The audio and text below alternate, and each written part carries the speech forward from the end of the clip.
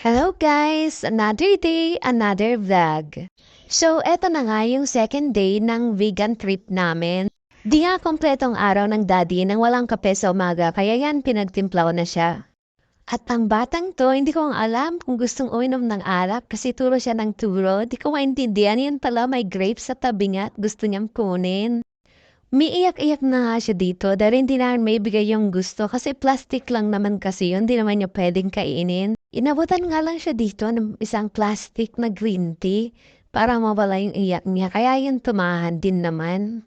At eto na nga yung free breakfast namin. Ang sarap man ng vegan longganisa kaya napabili din kami ng madami.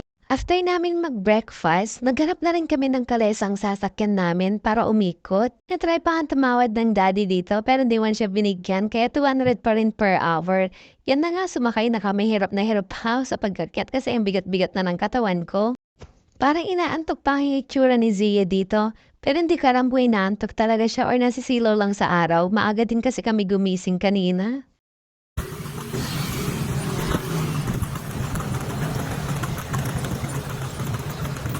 Yan na nga at nagpakando mo na nga siya sa akin kasi medyo bumibilis na yung takbo ng kalesa at medyo natatakot na rin siya. Dito nga sa may Bantay Bell Tower ang una naming pupuntahan.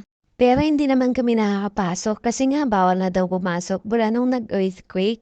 Kaya yan dito na nga lang kami sa labas nag-picture-picture. Yung mga naka-color blue nga na uniform, sila yung nag-offer ng picture, ang gagaling nga nila. Ayan, sila yung kumuha ng picture sa amin.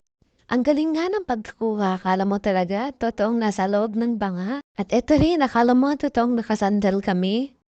Pababa na nga kami dyan, papunta sa may kalesa. At biglang bumalik tong batang to, natakot siya dun sa paan ng kabayo na tumatakbo. At nandito na kami sa second na pupuntahan namin, yung sa may Ilocos Regional Museum Complex.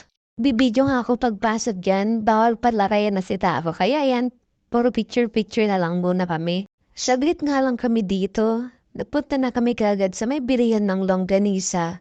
Bili nga sana kami ng bagnet kaso wala kaming cash. Longganisa na lang yung kinaya ng cash namin. Next naman na pinuntahan namin ay dito sa may pottery kaso wala nang gumagawa. Nakalimutan ko na kasi yung reason ng babae kung bakit wala nang magagawa. Parang by order na lang yata. Yung last na punta namin dito, na-try pa namin gumawa ng pot.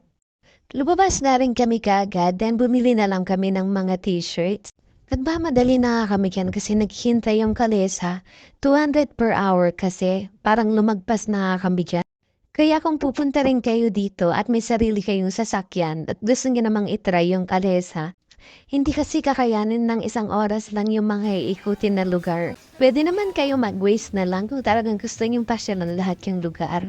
Nakadalawang oras din kami dito kaya 400 din yung binayaran namin. Pero sulit naman kasi nag-enjoy naman yung mata nung kilala ko yan si Plandi ito. At ang bilis na nga ng transition, nandito na kami kaagad sa La Union. Dumaan nga muna kami sa La Union para magbe-beach daw si Zia. Hakyan na nga siya, nag-enjoy na naman sa hagdan. Akyat daw ba na naman siya? Nagtigil lang siya nung sinabi namin na magsiswimming. At natatnan nga namin yung may-ari ng resort niya, naglilinis ng swimming pool, Charis.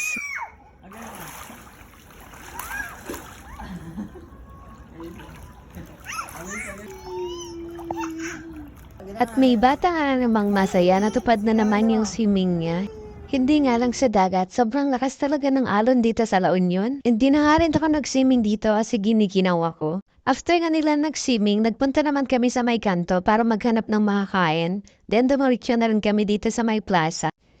Ang yaman nga rin nila dito sa mga ilaw. Para sa Pampanga lang, ang gaganda ng mga pailaw nila. Yan nga, patakbo-takbo pa yung dalawa.